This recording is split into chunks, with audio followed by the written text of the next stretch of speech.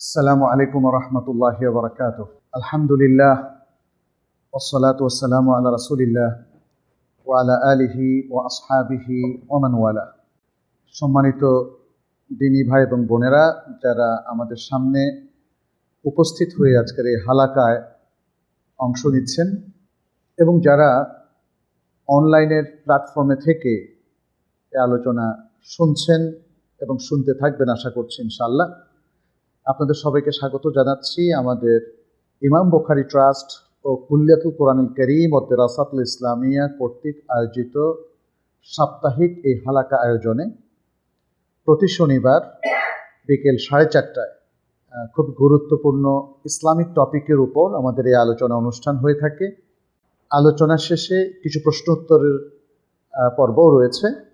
অতএব আমি আপনাদের সবাইকে অনুরোধ করব, আপনারা হালাকা শুরু থেকে শেষ পর্যন্ত থাকবেন এবং জীবন ঘনিষ্ঠ কোনো বিষয়ে যদি আপনাদের প্রশ্ন থাকে আপনারা প্রশ্ন করবেন। আমাদের আজকের হালাকায় আলোচনা করার জন্য এবং আপনাদের প্রশ্ন উত্তর প্রদানের জন্য উপস্থিত হয়েছেন বিশিষ্ট আলেমে দ্বীন, জাতীয় বিশ্ববিদ্যালয়ের আরবি ও আরবি সাহিত্যের সম্মানিত সহযোগী অধ্যাপক এবং এদেশের দাওয়াতি অঙ্গনে অত্যন্ত পরিচিত মুখ এবং বিশুদ্ধ দলিলের আলোকে যিনি কথা বলে থাকেন, ডক্টর ইমাম হোসাইন। তিনি আজকে আমাদের অত্যন্ত গুরুত্বপূর্ণ একটি বিষয়ের উপর আলোচনা পেশ করবেন। সেটি হলো বর্তমান প্রেক্ষাপটে ঈমান ভঙ্গের কারণসমূহের বিশ্লেষণাত্মক আলোচনা। এই বিষয়ে ওনার একটা বইও রয়েছে। ওনার বইগুলো আমাদের কুল্লিয়াতুল কোরআনে আপনারা পাবেন ইনশাআল্লাহ। আর পাশাপাশি আজকের এই আলোচনা থেকে আপনারা চেষ্টা করবেন ঈমান ভঙ্গ যাতে না হয় সেরকম একটা সুন্দর গাইডলাইন যেন পেয়ে যান এবং ঈমান ভঙ্গকারী ও তার কাছে ধারে অবস্থানকারী বিষয়গুলো কী সেটাও আপনারা বোঝার চেষ্টা করবেন। আর নিজেদের ঈমানকে ইনটেক রাখবেন, শেষ নিঃশ্বাস যেন ঈমানের উপরই হয় সেরকম একটা প্রস্তুতি যেন আমাদের থাকে। আমি শাইখের দীর্ঘায়ু কামনা করি এবং আশা করছি যে আপনারা আলোচনাটা উপভোগ করবেন। আল্লাহ যেন আমাদের এই প্রচেষ্টাকে সফল করেন, আমাদের দাওয়াতি কাজকে আল্লাহ যেন সফল করেন এবং যারা শুনছেন, যারা আমাদের থেকে এই ইলমগুলো নিচ্ছেন, আল্লাহ যেন তাদেরকেও আলোকিত করেন, সমৃদ্ধ করেন। এতটুকু বলে আমি আমার সংক্ষিপ্ত কথা শেষ করছি এবং অনুরোধ করছি জনাব ডক্টর ইমাম হোসেনকে, তিনি যেন তার আলোচনা পেশ করেন। আসসালামু আলাইকুম ওয়া রাহমাতুল্লাহি ওয়া বারাকাতুহু। ইন্নাল হামদালিল্লাহ নাহমাদুহু ওয়া নাস্তাঈনুহু ওয়া নাস্তাগফিরুহু ওয়া নাউযু বিল্লাহি মিন শুরুরি আনফুসিনা ওয়া মিন সাইয়্যাতি আ'মালিনা। মান ইয়াহদিহিল্লাহু ফালা মুদিল্লা লাহু ওয়া মান ইউদ্লিল ফালা হাদিয়া লাহু। وأشهد أن لا إله إلا الله وحده لا شريك له وأشهد أن محمدا عبده ورسوله. يا أيها الذين آمنوا اتقوا الله حق تقاته ولا تموتن إلا وأنتم مسلمون. يا أيها الناس اتقوا ربكم الذي خلقكم من نفس واحدة وخلق منها زوجها وبث منهما رجالا كثيرا ونساء. واتقوا الله الذي تساءلون به والأرحام إن الله كان عليكم رقيبا. يا أيها الذين آمنوا اتقوا الله وقولوا قولا سديدا يصلح لكم أعمالكم ويغفر لكم ذنوبكم ومن يطع الله ورسوله فقد فاز فوزا عظيما. أما بعد فإن خير الحديث كتاب الله وخير الهدي هدي محمد صلى الله عليه وسلم وشر الأمور محدثاتها وكل محدثة بدعة وكل بدعة ضلالة وكل ضلالة في النار. اللهم صل على محمد وعلى آل محمد كما صليت على إبراهيم وعلى آل إبراهيم إنك حميد مجيد. اللهم بارك على محمد وعلى آل محمد كما باركت على إبراهيم وعلى آل إبراهيم إنك حميد مجيد. ঢাকা মহানগরীর উত্তরা এলাকায় অবস্থিত কুল্লিয়াতুল কোরআনুল কারীম ওয়া দিরাসাতিল ইসলামিয়া এবং ইমাম বুখারী ট্রাস্ট কর্তৃক আয়োজিত প্রতি সপ্তাহের অত্যন্ত গুরুত্বপূর্ণ দ্বীনি মাজলিস, দ্বীনি হালাকা, জিকিরের মাজলিসের প্রতি সপ্তাহের ন্যায় আজকেও আল্লাহ রাব্বুল আলামিন আমাদেরকে নির্দিষ্ট সময়ে আল্লাহ সুবহানাহু ওয়া তাআলার দ্বীনের একটি অত্যন্ত গুরুত্বপূর্ণ বিষয়ের উপরে আলোচনা করার এবং শোনার তৌফিক দিয়েছেন। সে মহান রব্বুল আলামিনের শুকর আদায় করি, সকলে বলি আলহামদুলিল্লাহ। সম্মানিত ভাই ও বোনেরা, আজকের আমাদের হালাকার যে বিষয় নির্ধারণ করা হয়েছে, বিষয়টি হলো বর্তমান প্রেক্ষাপটের আলোকে ঈমান ভঙ্গের কারণসমূহের বিশ্লেষণাত্মক আলোচনা। বিষয়টি অত্যন্ত গুরুত্বপূর্ণ একটি আলোচনা, কারণ আমরা যারা মুসলিম, যারা ঈমানদার, আমাদের কাছে সবচাইতে প্রিয় জিনিস, সবচাইতে মূল্যবান দামি জিনিস ঈমান। ঈমানের চেয়ে মূল্যবান, ঈমানের চেয়ে দামি আমাদের কাছে দ্বিতীয় আর কোনো জিনিস নাই। ঈমানের কারণে আমরা দুনিয়ার সব ছাড়তে রাজি আছি, তবু আমরা ঈমান ছাড়তে রাজি নাই। ঈমানের জন্য আমরা প্রয়োজনে জীবন দিতেও রাজি আছি। তাহলে বোঝা যায় ঈমান এমন এক জিনিস, আমাদের কাছে এটি আমাদের জীবনের চাইতে বেশি মূল্যবান। আমাদের কাছে দুনিয়ার সমস্ত কিছুর চাইতে দামি জিনিস ঈমান। এজন্য একজন মুসলিম সবচেয়ে বেশি গুরুত্ব দিবেন ঈমানের হেফাজত, ঈমানকে রক্ষা করা, ঈমানের উপরে ইস্তেকামত থাকা। তো ঈমানের উপরে ইস্তেকামত থাকতে হলে আমাদেরকে ঈমান কি কি কারণে নষ্ট হতে পারে, ঈমান কি কি কারণে ভেঙে যেতে পারে, সেই বিষয়গুলো আমাদেরকে প্রতিনিয়ত সবসময় খেয়াল রাখতে হবে। যেমন আমি ওযু করার পরে আমি যখন সালাত আদায় করতে যাব, এখন আমাকে সার্বক্ষণিক খেয়াল রাখতে হবে যে আমার ওযুটা আছে কিনা। ওযু যদি আমার ভেঙে যায়, ওযু যদি আমার চলে যায়, তাহলে আমার সালাত ভঙ্গ হয়ে যাবে, সালাত বাতিল হয়ে যাবে, সালাত হবে না। তাহলে আমাকে খেয়াল রাখতে হবে যে ওযু ভঙ্গের যতগুলো কারণ আছে, এই কারণগুলোর কোনো একটি কারণ আমার মধ্যে এই সময়ের মধ্যে ঘটতেছে কিনা। এখন যদি আমি ওযু ভঙ্গের কারণগুলো সঠিকভাবে না জানি, তাহলে কারণগুলো ঘটবে, কিন্তু আমি বুঝতে পারবো না যে আমার ওযু ভেঙে গেছে। আমি একটা গল্প অনেক জায়গায় বলছি যে গতবার ভারত সফরে গেছি, আমাদের একজন সম্মানিত শাইখের সাথে কয়েকটা প্রোগ্রাম করছি পশ্চিমবঙ্গে এবং হায়দ্রাবাদে। ওই শায়েখকে আপনারা সবাই চিনেন, শায়েখ আনোয়ারুল হক ফাইজি হাফেজাহুল্লাহ।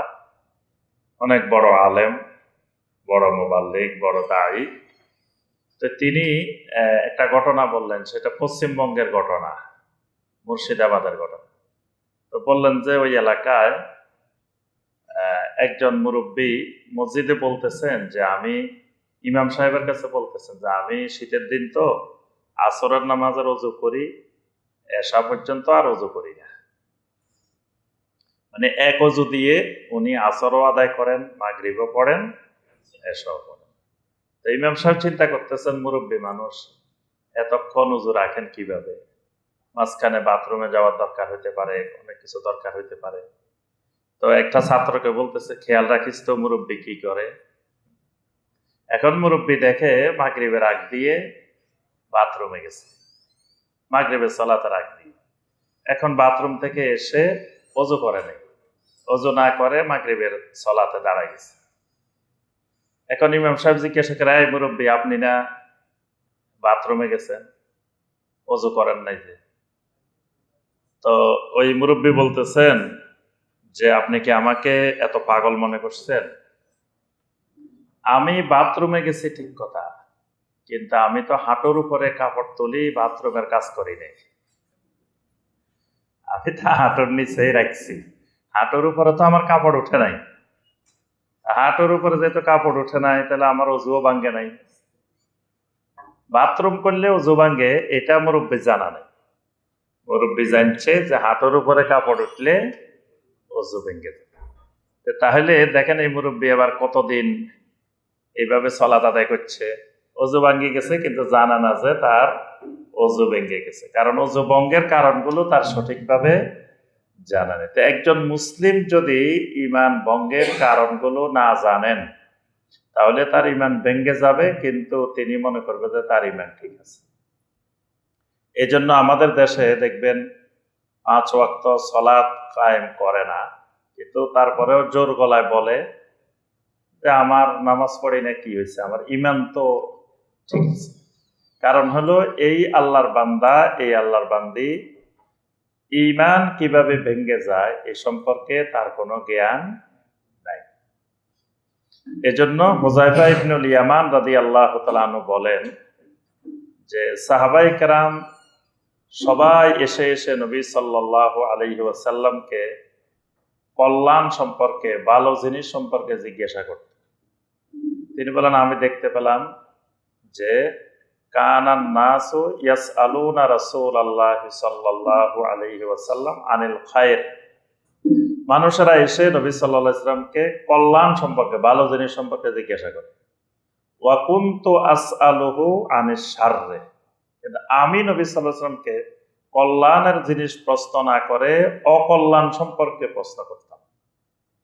কারণ মাখাফাতা আন ইউদরিকানি, কারণ আমি ভয় করতাম যে ওই খারাপ জিনিসগুলো, অকল্যাণের জিনিসগুলো যদি আমি না জানি, তাহলে যে কোনো সময় আমাকে ওই অকল্যাণ গ্রাস করতে পারে। এই কারণে ঈমান আনা যেমন ফরজ, ঈমানের উপরে ইস্তেকামত থাকা মৃত্যু পর্যন্ত যেমন ফরজ, ঈমান কি কি কারণে ভাঙ্গে এটা জানাও তেমন ফরজ। এটা জানতেই হবে, একজন মুসলিমকে এটা জানা লাগবেই, এর কোনো বিকল্প নেই। তো ঈমান ভঙ্গের অনেকগুলো কারণ আছে এবং এটা অনেক বিশদ আলোচনার বিষয়। আমরা সংক্ষিপ্তভাবে এই এক হালাকায় শুধু মৌলিক কয়েকটি বিষয়, গুরুত্বপূর্ণ কয়েকটি বিষয়, এবং আজকের এখানে বলা আছে যে বর্তমান প্রেক্ষাপটের আলোকে, এই কারণে আমরা বর্তমান প্রেক্ষাপটের সাথে সম্পৃক্ত ঈমান ভঙ্গের কিছু কারণ আমরা একটু সংক্ষেপে আলোচনা করার চেষ্টা করব ইনশাআল্লাহ। ঈমান অনেকগুলো কারণে বিনষ্ট হয়, অনেকগুলো কারণে ভেঙে যায়। তন্মধ্যে ঈমান ভঙ্গের একটি কারণ হলো আল বুগদ, মানে এক শব্দে বললে সেটা হলো আল বুগদ। আল বুগদ মানে হলো কোনো কিছুকে অপছন্দ করা, কোনো কিছুর প্রতি ঘৃণা সৃষ্টি হওয়া, কোনো কিছুকে দেখতে না পারা, এটাকে আরবি ভাষায় বলা হয় বগদ। এই বগদটা ঈমান ভঙ্গের একটি গুরুত্বপূর্ণ কারণ। কিসের প্রতি বগদ? সেটি হলো মান আবগাদা শাইয়ান মিম্মা জাআ বিহির রাসূল সাল্লাল্লাহু আলাইহি ওয়াসাল্লাম ওয়ালাউ আমিলা বিহি কাফারা। যদি কোনো ব্যক্তি রাসূলুল্লাহ সাল্লাল্লাহু আলাইহি ওয়াসাল্লাম যা নিয়ে এসেছেন তার মধ্য থেকে কোনো কিছুকে, কোনো একটা জিনিসকে অপছন্দ করে, তাহলে ঈমান ভেঙে যাবে। ওয়ালাউ আমেলা বিহি, যদিও সে আমল করে, মানে আমলটা সে নিজেও করে কিন্তু সে দেখতে পারে না, অপছন্দ করে কাজটা, কিন্তু বিভিন্ন কারণে সে নিজেও করে, তাহলে তার ঈমান ভেঙে যাবে। এটা ঈমান ভঙ্গের একটি গুরুত্বপূর্ণ কারণ। এই ব্যাপারে আল্লাহ পাক কোরআনে কারিমে সূরা মুহাম্মাদের ৮ এবং ৯ নম্বর আয়াতে কারিমায় আল্লাহ পাক বলছেন, ওয়াল্লাযীনা কাফারু ফাতাসাল্লাহুম ওয়া আযাল্লা আ'মালাহুম যালিকা বিআন্নাহুম কারিহু মা আনসালাল্লাহু ফাআহবাতা আ'মালাহুম। এখানে আল্লাহ পাক বলছেন, যারা কুফরি করে তাদের জন্য অত্যন্ত বেদনাদায়ক বিষয়, কষ্টদায়ক বিষয় যে আল্লাহ তাদের সমস্ত আমলগুলোকে বাতিল করে দিয়েছেন। কারণ কি, কেন বাতিল করছেন?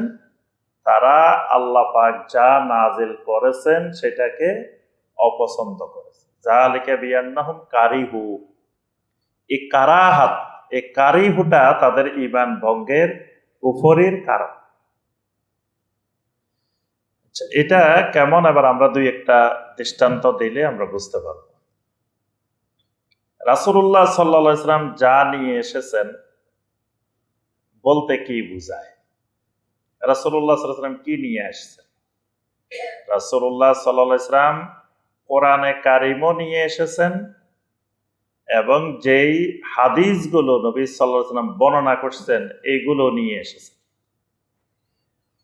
মানে মা যা আবিহির রাসূল সাল্লাল্লাহু আলাইহি ওয়াসাল্লাম বা মা আনজালাল্লাহ যত জায়গায় বলা হবে, আল্লাহ পাক যা অবতীর্ণ করেছেন বা রাসূলুল্লাহ সাল্লাল্লাহু আলাইহি ওয়াসাল্লাম যা নিয়ে এসেছেন, এর অর্থ হলো কোরআনে কারিম এবং সুন্নতে সহিহা, সহিহ হাদিস, দুইটাই এর মধ্যে অন্তর্ভুক্ত। কারণ কোরআনে কারিমও আল্লাহ রাব্বুল আলামিনের পক্ষ থেকে এসেছে, সহিহ হাদিসগুলো আল্লাহ রাব্বুল আলামিনের পক্ষ থেকেই এসেছে, দুটাই আল্লাহ অবতীর্ণ করেছেন। এই জন্য আল্লাহ পাক নবী সাল্লাল্লাহু আলাইহি ওয়াসাল্লামের ব্যাপারে বলছেন, ওয়ামা ইয়ানতিকু আনিল হাওয়া ইন হুয়া ইল্লা ওয়াহয়ুন ইউহা, যে আমার নবী দ্বীনের ব্যাপারে তোমাদের কাছে যে কথাগুলো বলে এগুলো হাওয়া থেকে বলেন না, নিজের খেয়াল খুশি মতো, নিজের ইচ্ছা মতো বলেন না, যেগুলা বলেন এইগুলো আল্লাহ রাব্বুল আলামিনের পক্ষ থেকে ওহী। কোরআনে কারিমকে ব্যাখ্যা করার দায়িত্ব, বয়ান করার দায়িত্ব আল্লাহ রাব্বুল আলামিন নবী সাল্লাল্লাহু আলাইহি ওয়াসাল্লামকে দিয়েছেন।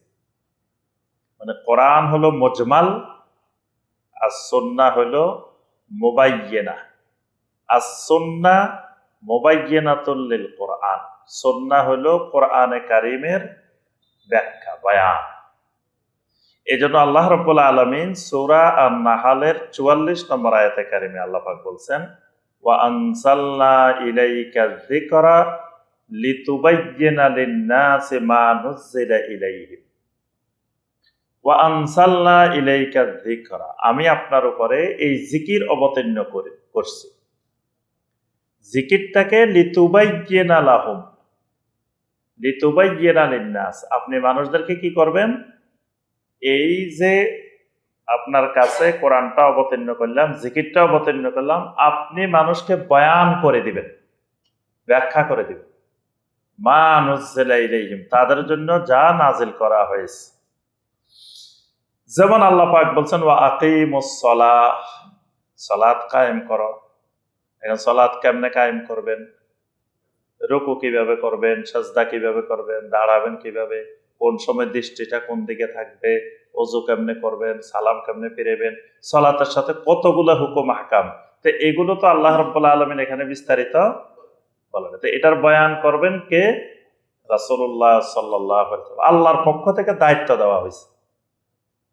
এই যে বয়ানটা, এই বয়ানটাও ওহী, মানে এই ব্যাখ্যাটাও ওহী।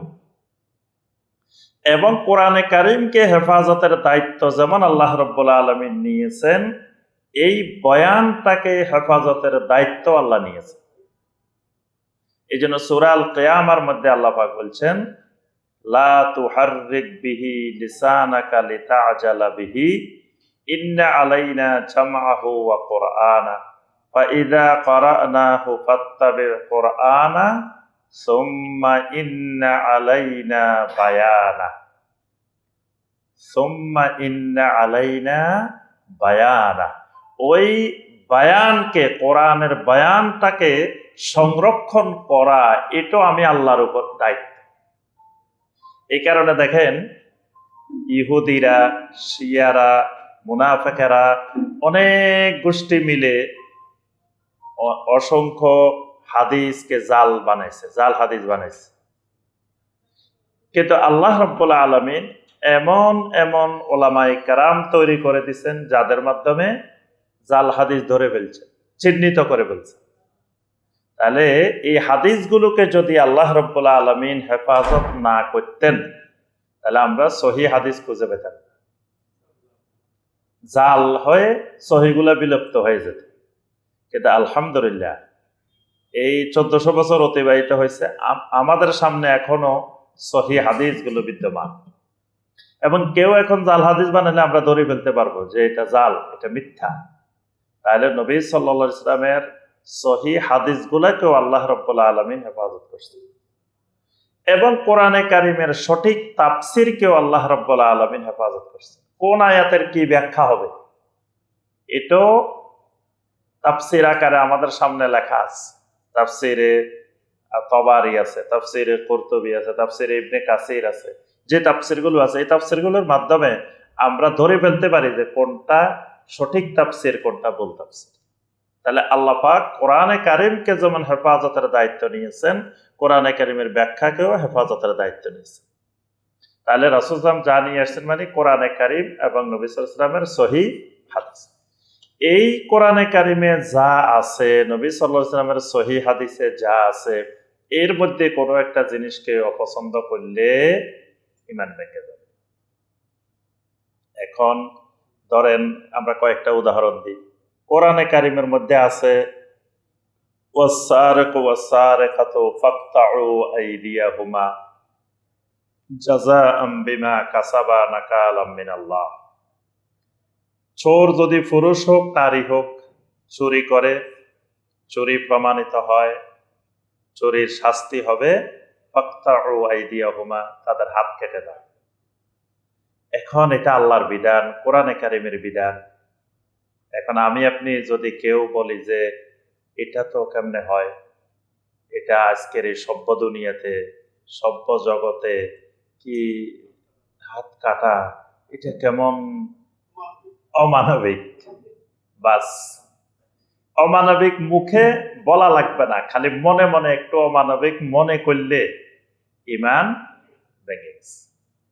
কারাহাত, বগদ, অন্তরে এই আল্লাহর বিধানটার প্রতি তার মানে ভালো লাগে নাই, আল্লাহর বিধানটাকে সে অপছন্দ করছে, তার ঈমান চলে গেছে। কোরআনে কারিমের মধ্যে আল্লাহ পাক বলেছেন আয-যানিয়াতু ওয়াজ-যানি ফাজলিদু কুল্লা ওয়াহিদিম মিনহুমা মিয়াতা জালদা, যে যদি জেনাকারিনী, জেনাকারী জেনা প্রমাণিত হয় তাকে 100 বেত্রাঘাত দাও। বিবাহিত জেনাকারী, জেনাকারিনী হলে ফারজিমুহুমা নাকালাম মিনাল্লাহ, তাকে রজম করো। এখন কারো কেউ যদি মনে করে যে না, এই আইনটা তো, বিধানটা বর্বর আইন, এই আইনটা তো আধুনিক যুগে এই পৃথিবীতে চলতে পারে না, বাস ঈমান ভেঙে গেছে। এটা ঈমান ভঙ্গের কারণ। সুদের ব্যাপারে কোরআনে কারিমের আয়াত আছে, ওয়া আহাল্লাল্লাহুল বাইআ ওয়া হাররামার রিবা, আল্লাহ পাক রিবাকে হারাম করে দিয়েছেন। কেউ যদি বলে যে আজকে জামানায় সুদ ছাড়া চলা যায়? এই যে মানে আল্লাহ যেটা হারাম করেছেন সেটাকে সে পছন্দ করতেছে না, তার কাছে ভালো লাগতেছে না। আল্লাহ রাব্বুল আলামিন কোরআনে কারিমে অনেক আয়াতে এটা স্পষ্ট করে দিয়েছেন, আল্লাহ এবং আল্লাহ রসুল যেই বিধান দিবেন, এই বিধান আসার পরে কোন ইমানদার পুরুষের কোন ইমানদার নারীর এটা গ্রহণ করবে কি করবে না এই এখতিয়ার কারণে। ওয়ামা কানা লিমুমিনিন ওয়ালা মুমিনাতিন ইযা কাদাল্লাহু ওয়া রাসূলুহু আমরান আন ইয়াকুনা লাহুমুল খিয়ারাতু মিন আমরিহি। আল্লাহ পাক বলেন কোন মুমিন পুরুষেরও এখতিয়ার নাই, কোন মুমিন নারীরও এখতিয়ার নাই। আল্লাহ এবং রাসূল যে ফয়সালা দিবেন, এই ফয়সালা দেওয়ার পরে সে এটা মানবে কি মানবে না, গ্রহণ করবে কি করবে না, এই এখতিয়ার, এই খিয়ারা আল্লাহ পাক কাউকে দেন। কেউ যদি মনে করে এখানে এখতিয়ার আছে, মানলে মানতেও পারি, না মানলে নাও মানতে পারি, তাহলে তার ঈমান ভেঙে গেছে। নবী সাল্লাল্লাহু আলাইহি ওয়াসাল্লামের সহিহ হাদিসে যা কিছু আসছে, এইগুলা একটার প্রতি যদি আমার কোনো অপছন্দতা থাকে তাহলে ঈমান ভেঙে যাবে। নবী সাল্লাল্লাহু আলাইহি ওয়াসাল্লাম বলছেন দাড়িকে লম্বা করার জন্য, দাড়িকে ছেড়ে দেওয়ার জন্য। এখন কেউ যদি বলে দাড়ি লম্বা রাখলে কেমন দেখা যায়, মানে এটা মনে মনে সে অপছন্দ করে। দেখবেন অনেক মানুষ আছে নিজে দাড়ি রেখেছে, এখন মেয়ের বিয়ের জন্য আসছে, ছেলেটা দাড়িওয়ালা, কয় না দাড়িওয়ালা ছেলে হবে না। তার অর্থ কি? সে দাড়িকে পছন্দ, বা সে তার মেয়ে পছন্দ করে না, দাড়িওয়ালা ছেলে হলে পছন্দ করবে না। তার অর্থ হলো ইসলামের একটি গুরুত্বপূর্ণ বিধানকে সে অপছন্দ করছে। অথচ দাড়ি বিহীন লোকটাকে অপছন্দ করার দরকার ছিল। একজন মুসলিম বলবে যে যদি ছেলে দাড়ি না থাকে বিয়ে হবে না, কিন্তু সেই জায়গায় আমরা সমাজে দেখি দাড়িওয়ালা ছেলের জন্য পাত্রী খুঁজে বের করা কষ্ট হয়। তার অর্থ হলো তারা দাড়িকে অপছন্দ করে। এই জন্য বলা হয়েছে ওয়ালাউ আমেলা বিহি, যদি সে নিজে আমল করেও তাও ঈমান ভেঙে যাবে। মানে তার নিজের দাড়ি আছে কিন্তু সে দাড়ি পছন্দ করে না। অনেকে বিভিন্ন কারণে দাড়ি রাখে, বারবার সে কাটা ঝামেলার কাজ রাখে দিচ্ছে, কেউ কেউ ফ্যাশন হিসাবে রাখে দিচ্ছে। এখন অনেকে এরকম বিভিন্ন ধরনের খেলোয়াড়রা দাড়ি রাখছে, ওই অমুক নায়কে দাড়ি রেখেছে, অমুকে দাড়ি রেখেছে, তার অনুকরণে সে দাড়ি রেখে দিচ্ছে। অনেক অমুসলিমেরা এখন দাড়ি রাখে, তো এই কারণে সে রেখে দিচ্ছে। আবার অনেকে দেখা যায় বয়স বেড়ে গেছে, মেয়ে বিয়ে দিছে, বাড়িতে সবাই বলে যে মিয়া বেয়াই এসছে, বেয়াই এসছে, তোমার দাড়ি নেই, কেমন দেখা যায়, দাড়ি রাখে দিছে। আসলে কিন্তু তার মনে দাড়ি রাখার ইচ্ছা, যে এটা যে ইসলামের একটা গুরুত্বপূর্ণ বিধান, এইটা তার মনে নেই। তো বিভিন্ন কারণে মানুষ রাখতে পারে, কিন্তু রাখলেও যদি সে অন্তর থেকে আল্লাহর এই বিধানটাকে ভালো না বাসে, অপছন্দ করে, তার ঈমান ভেঙে যাবে। যতই নামাজি হোক, যতই 100 বার হজ করুক, যত কিছু করুক, মানে ঈমান কিছু কিছু বিষয় আছে, মানে সামান্য কাজ আমাদের কাছে মনে হইতেছে হালকা কাজ, এটা ঈমান শেষ হয়ে গেছে। আল্লাহ পাক সূরা আল হুজুরাতের 2 নম্বর আয়াতে আল্লাহ পাক বলেন ইয়া আইয়ুহাল্লাযীনা আমানু লা তারফাউ আসওয়াতাকুম ফাওকা সাওতিন নবী ওয়া লা তাজহারু লাহু বিল কাওলি কাজাহরি বা'দিকুম লিবা'দিন আন তাহবাতা আমালুকুম ওয়া আনতুম লা তাশউরুন। আমার নবীকে তোমরা উচ্চস্বরে, আমার নবীর সামনে উচ্চস্বরে কথা বলিও না। একজন আরেকজনকে তোমরা ডাকাডাকি করো, খবরদার আমার নবীকে এইভাবে ডাকিও না। যদি ডাকো, উঁচু স্বরে কথা বলো, তাহলে তোমাদের আমলগুলো এমন ভাবে নষ্ট হয়ে যাবে তোমরা টেরও পাইবে না। আন তাহবাতা আমালুকুম, আমল বরবাদ হয়ে যাবে, ওয়া আনতুম লা তাশউরুন, তোমরা উপলব্ধিও করতে পারবে না, বুঝতেও পারবে না। তার অর্থ হলো কি, ঈমান এত সূক্ষ্মভাবে নষ্ট হয়ে যায়, অনেক সময় উপলব্ধিও করতে পারে না যে তার ঈমান নষ্ট হয়ে গেছে, তার আমল সব বরবাদ হয়ে গেছে। তাহলে ঠিক একইভাবে পর্দার বিধান, আরো শরীরের যত বিধিবিধান আছে, এই বিধিবিধানগুলোর যদি একটাতে কোনো অপছন্দতা সৃষ্টি হয় তাহলে ঈমান ভেঙে যায়।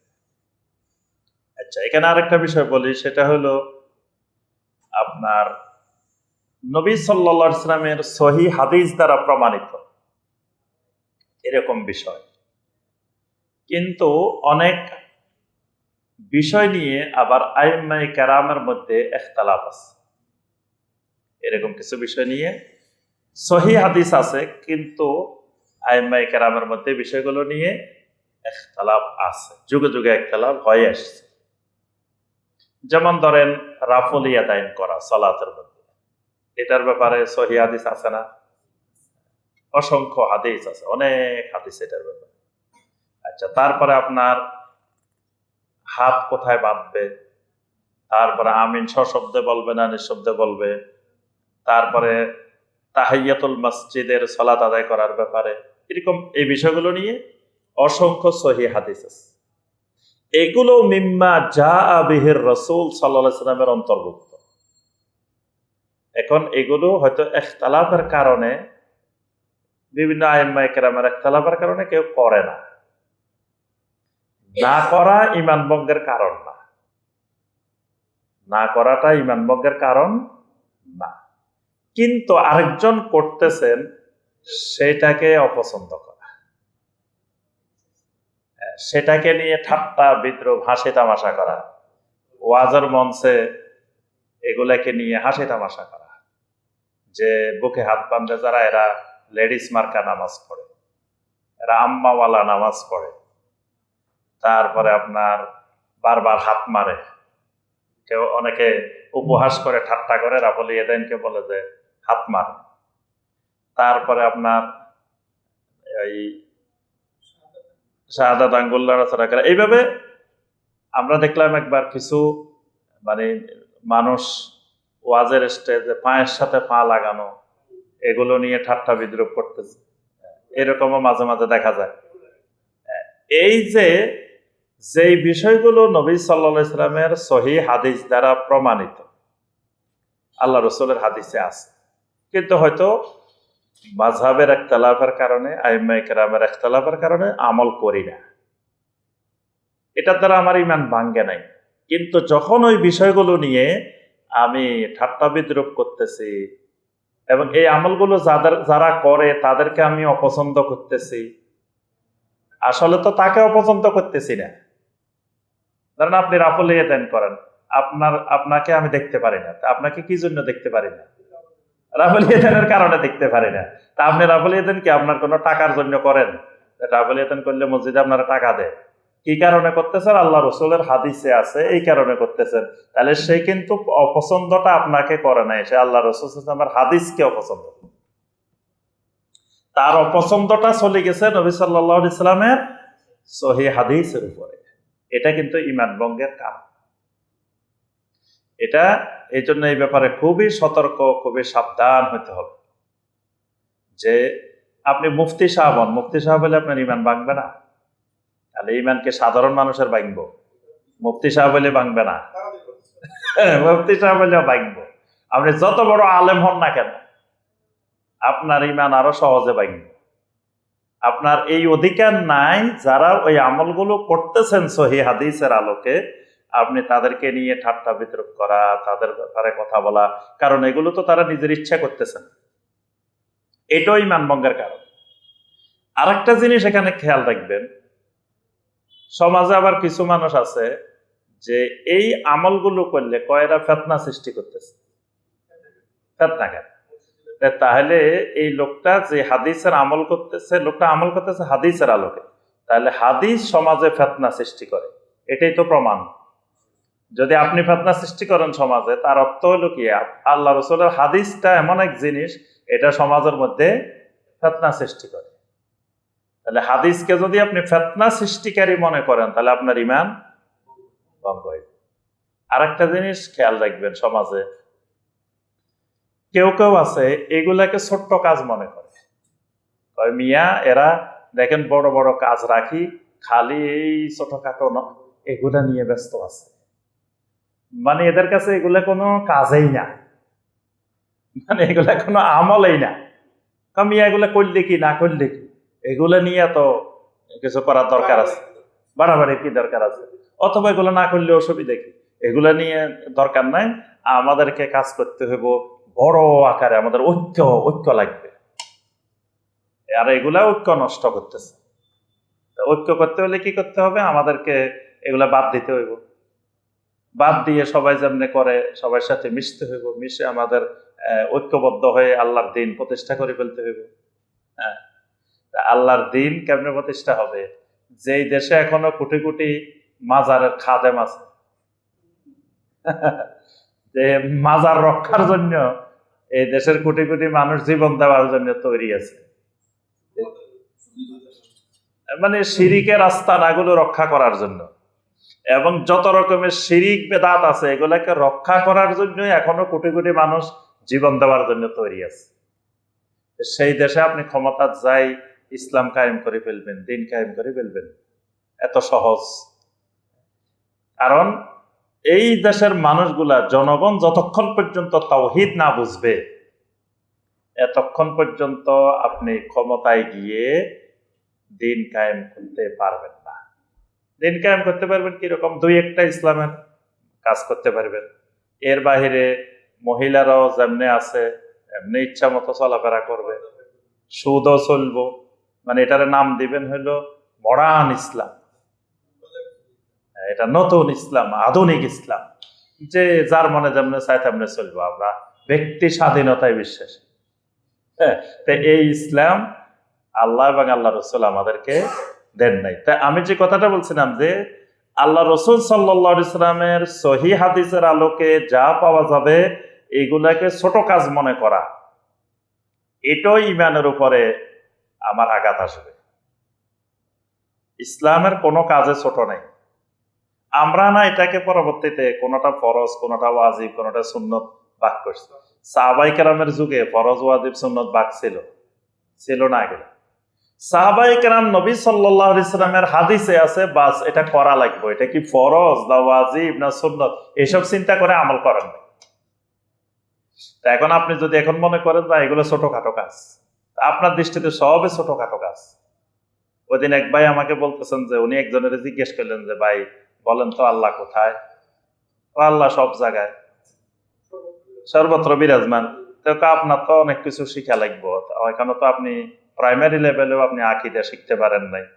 বাইরে মিয়া এগুলো ছোট কাজ, এগুলা কাজই না, মানে এগুলো জানার এত দরকার নাই। তো বড় কাজ কোনটা? বড় কাজ দিন কায়েম, বড় কাজ করতে হবে। আল্লাহ কোথায় এটা জানা ছোট কাজ, বড় কাজ হলো কি দিন কায়েম করতে হবে। তা এখন যে দিন কায়েম করবেন ওই দিন কিসের উপরে প্রতিষ্ঠিত? আকীদার উপরে দিন প্রতিষ্ঠিত। তা আপনার আকীদাই ঠিক হয় না, মানে আপনার মধ্যে দিন নেই, আপনি কি দিন কায়েম করবেন?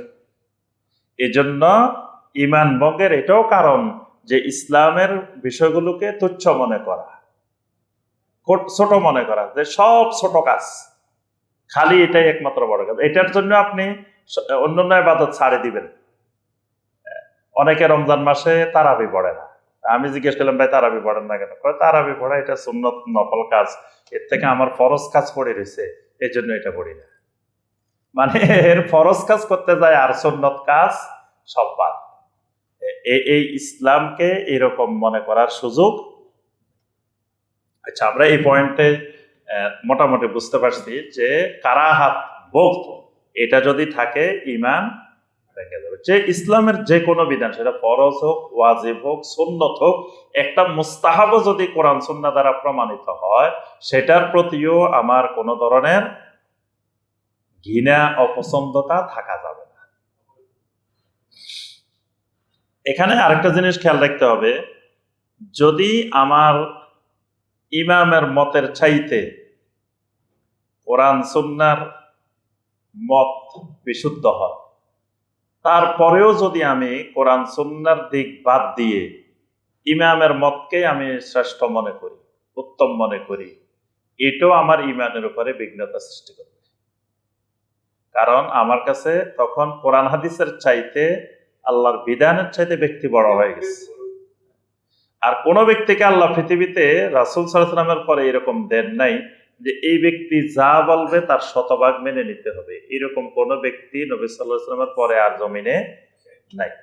তার যেটা কোরআন সুন্নাহর সাথে মিলবে সেটা আমরা মেনে নিতে পারি, যেটা ভুল হবে সেটা মেনে নেওয়া যাবে না। ইসলামের ঈমান ভঙ্গের আরেকটি গুরুত্বপূর্ণ কারণ হলো যে আল্লাহ এবং বান্দার মাঝখানে মধ্যস্থতাকারী নির্ধারণ করা, ওয়াসায়েত নির্ধারণ করা, মধ্যস্থতাকারী নির্ধারণ করা, এটা ঈমান ভঙ্গের একটি গুরুত্বপূর্ণ কারণ। মধ্যস্থতাকারীটা কিরকম? মধ্যস্থতাকারীটা হলো যে আমি তো আসলে ক্ষুদ্র মানুষ, তো আমাকে তো আল্লাহ চিনবে না, কারণ আল্লাহর এত কোটি কোটি বান্দা, আল্লাহ কয়জনকে চিনবে? এরকম ধারণা কিন্তু অনেকেরই আছে, এই দেশের বিশাল সংখ্যক মানুষের এরকম ধারণা। কারণ ধরেন এই এলাকার এমপি সাহেব উত্তরা, উনি কি উত্তরা সব মানুষ চিনে না, কয়েকজনকে চিনে, 10 জন 20 জন 50 জন আছে, এদেরকে চিনে। তা এখন এমপি সাহেবের কাছে আমার কোনো কাজের জন্য যাওয়া লাগবে, তাহলে তো এই যে যাদেরকে চিনে তাদের সাথে নিয়ে যাইতে হবে, নিয়ে গেলে বলবে যে ভাই তো পরিচয় করাই দিব, তারপরে না উনি চিনবে। তো অনেকে আল্লাহ রাব্বুল আলামিনকে বান্দার উপরে কিয়াস করে। দেখবেন এই কিয়াসকারীর সংখ্যাই বর্তমানে আমাদের সমাজে সবচেয়ে বেশি। দেখবেন আপনার একজন আরেকজনকে বলে যে ওই দিন একজনের বক্তব্য শুনলাম যে আল্লাহ রাসূল হাজির নাজির, এটা দলিল কি? তো দলিল হইল, ধরেন কোর্টে বিচার চলতেছে, সাক্ষী 3 জন আনা হয়েছে। একজনকে জিজ্ঞেস করলো বিচারক, এই তুমি যে হত্যাকাণ্ডটা হয়েছে এটা দেখছো? কয় না, আমি দেখিও নাই শুনিও নাই। তো তুমি আসছো কেন সাক্ষী দিতে? তোমার সাক্ষী বাদ। আরেকজন কয়, তুমি হত্যাকাণ্ডটা হয়েছে দেখছো? কয় না, আমি দেখি নাই, তো মানুষের কাছে শুনছি। কয় যাও, তোমার সাক্ষীও বাদ, শুনলে হবে না। আরেকজন আসছে, তুমি দেখছো? কয় হ্যাঁ দেখছি। তো আল্লাহ রাসূল সাল্লাল্লাহু আলাইহি ওয়াসাল্লাম কিয়ামতের ময়দানে আমাদের জন্য সাক্ষী দিবেন। রাসূল যদি না দেখেন, সাক্ষী কেমনে দিবেন? রাসূল যদি কয় আমি দেখিও নাই শুনিও নাই, তাহলে রাসূলের সাক্ষী তো বাতিল। তাহলে ওই ঢাকা হাইকোর্টের বিচারের কিয়ামতের ময়দানের বিচারের সাথে তুলনা করে ফেলছি। কোথায় কিয়ামতের ময়দানের বিচার আর কোথায় হাইকোর্টের বিচার? অর্থাৎ আল্লাহ রাব্বুল আলামিনকে মাখলুকের উপরে কিয়াস করা, এটা শিরকের একটা বড় সূত্র হইল। যতগুলা শিরক আছে দেখবেন যে প্রত্যেকটা শিরকের মূল কারণ বান্দা আল্লাহকে মাখলুকের উপরে কিয়াস করে ফেলছে, মাখলুকের মতো মনে করে নিছে। এখন মনে করতেছে যে এমপি সাহেব আমার চিনে না, সেখানে মাধ্যম লাগে। তারপরে দেখবেন ওয়াজ মাহফিলে উঠে বলে কি কয়, এই যে আমি এখানে ওয়াজ করতে আইছি, তাও তো একজনের মাধ্যমে আইছি। মিডিয়া ধরিয়েছে, একজনে দাওয়াত দিছে, একজনে নিয়ে আসছে আমাকে এখানে, মাধ্যম না হলে আমি এখানে আসতে পারতাম। তাহলে মাধ্যম ছাড়া দুনিয়াতে কোনো কাজ হয় না, তা আল্লাহর ব্যাপারে কেমনে কাজ হবে? দেখেন, আল্লাহকে মাখলুকের উপরে কিয়াস করে ফেলছে। ঠিক নবী সাল্লাল্লাহু আলাইহি ওয়াসাল্লাম যে যুগে দাওয়াত দিচ্ছেন, সেই যুগের লোকেরাও এই কাজটাই করছে, সেম কাজটা করছে।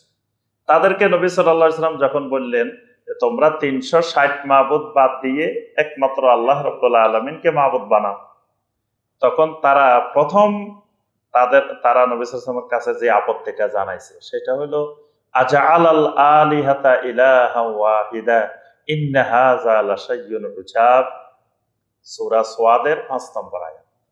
তাদের প্রথম আপত্তিটা হলো যে 360 প্লাস আল্লাহ, 361 জন আছে আমাদের। আল্লাহ হলেন 1 নম্বর, সবার বড়টা, আর এগুলা ছোট ছোট। আল্লাহর পিএস, এপিএস এরকম ধরনের এরকম আছে। এখন এই 361 জন থাকার পরেও আমরা অশান্তির মধ্যে আছি।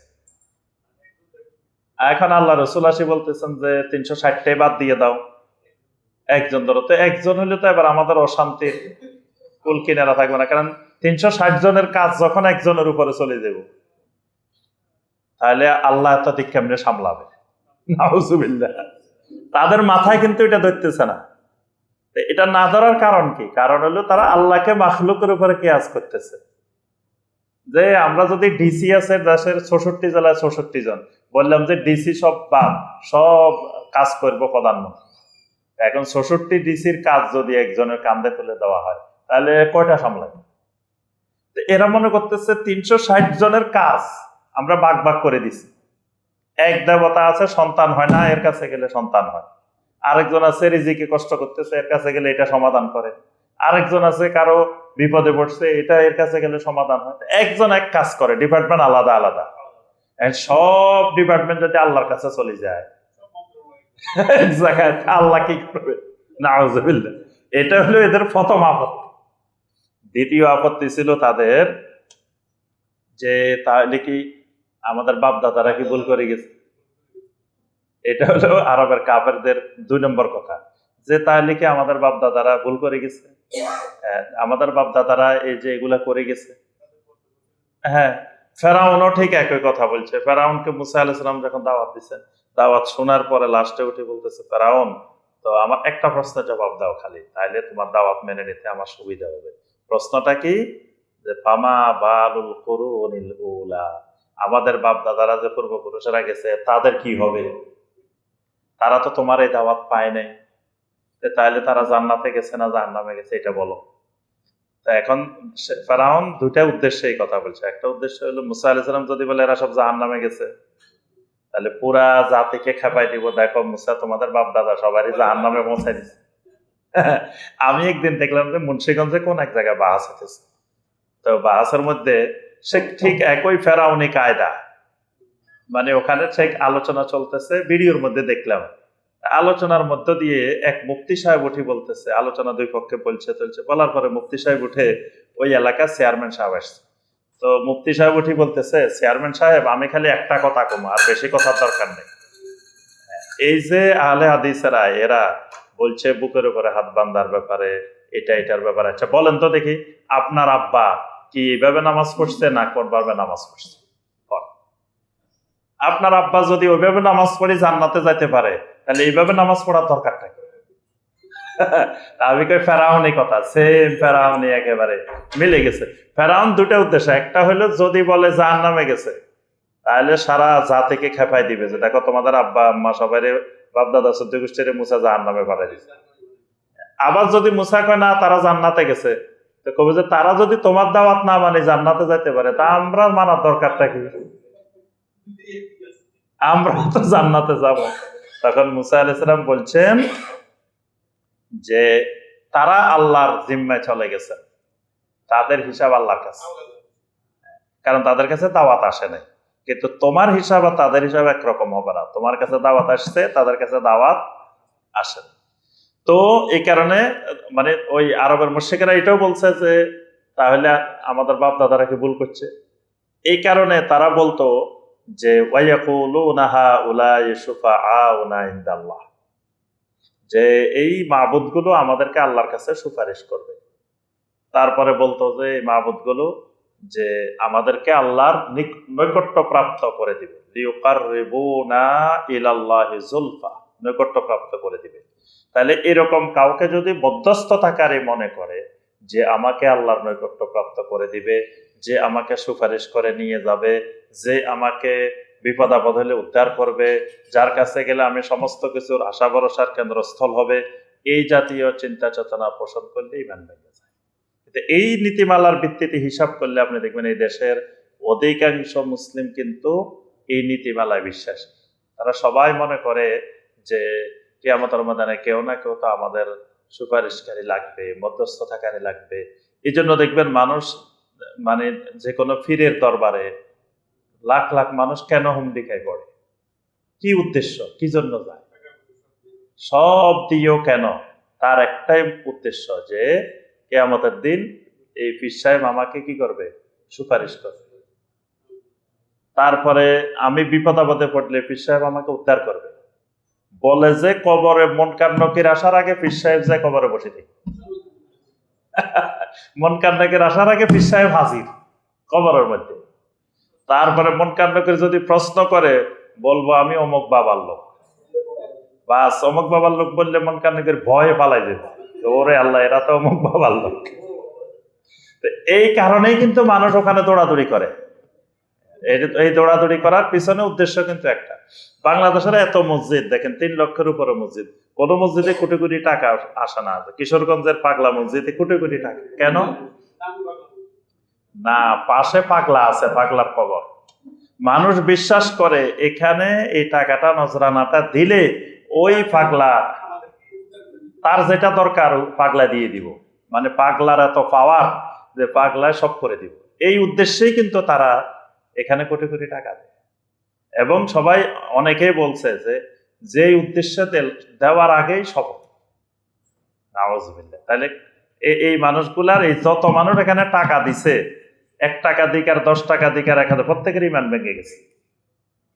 সব মানুষগুলার ইমান ভেঙে গেছে, কারণ তারা শিরিকে কাজ করছে। তারা বিশ্বাস করতেছে ওই পাগলার অনেক ক্ষমতা, যেটা হয়তো আল্লাহরও নাই। নাউজুবিল্লাহ। কারণ আল্লাহর কাছে চাইলে তো সহজে পাওয়া যায় না, পাগলা তো সব সাথে সাথে একসাথে। তাহলে এই চিন্তা চেতনা ইমান ভঙ্গের গুরুত্বপূর্ণ কারণ। সর্বশেষ আমরা একটা বলে শেষ করবো, আপনাদের গুরুত্বপূর্ণ প্রশ্ন থাকলে দিয়ে দেন। আমার আবার আরেকটা প্রোগ্রাম আছে মাগরিবের পরে, সরকার বাড়িতে তাফসীর আছে।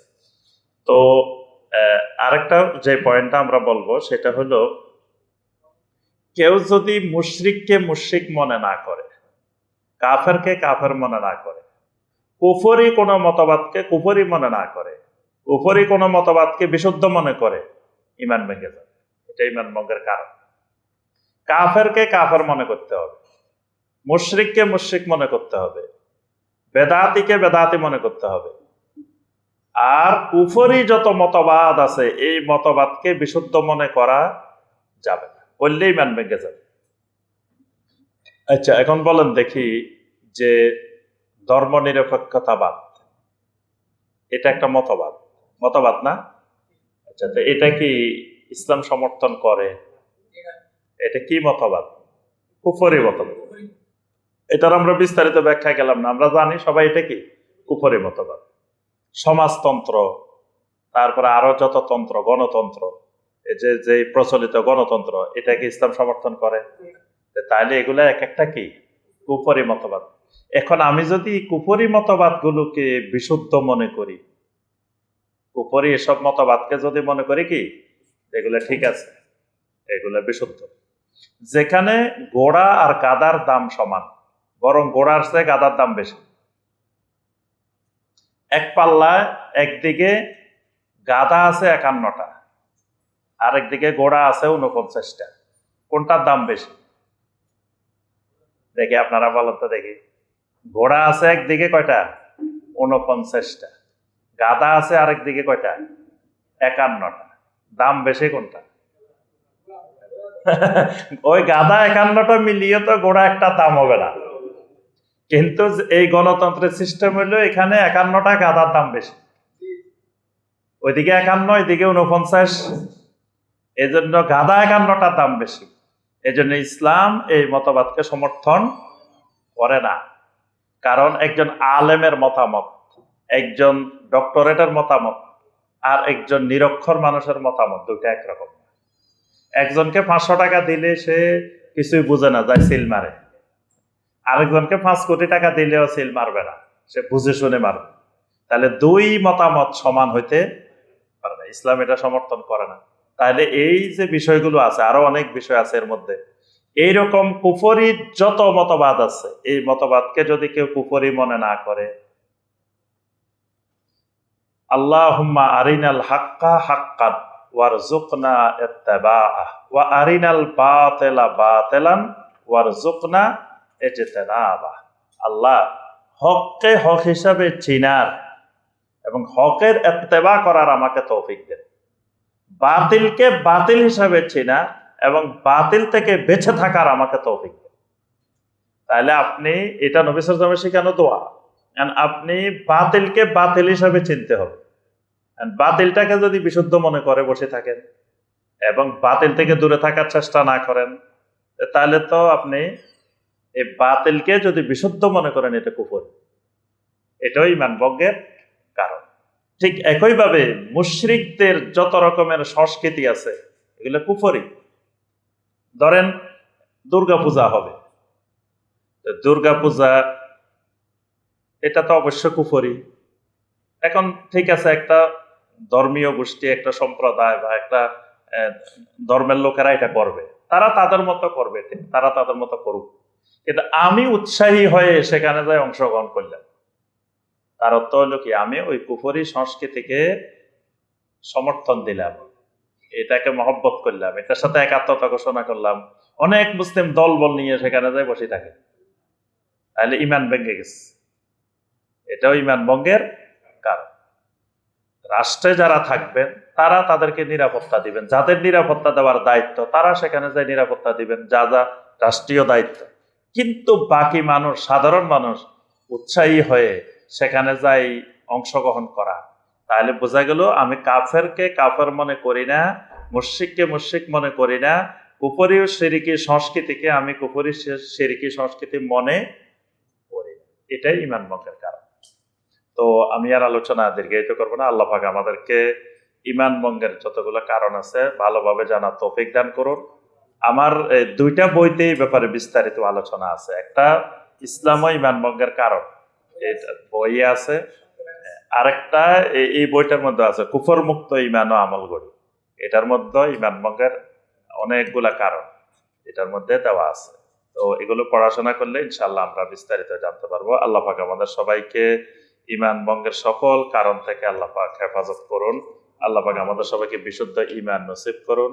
ইমানের উপরে আল্লাহ পাক ইস্তেকামত থাকা তৌফিক দান করুন। দুনিয়া থেকে বিশুদ্ধ ইমান নিয়ে যাওয়ার আল্লাহ পাক তৌফিক দিন। আমিন ইয়া রাব্বাল আলামিন। জি, সুবহানাকা আল্লাহুম্মা বিহামদিকা আশহাদু আল্লা ইলাহা ইল্লা আনতা আস্তাগফিরুকা ওয়া আতুবু ইলাইক।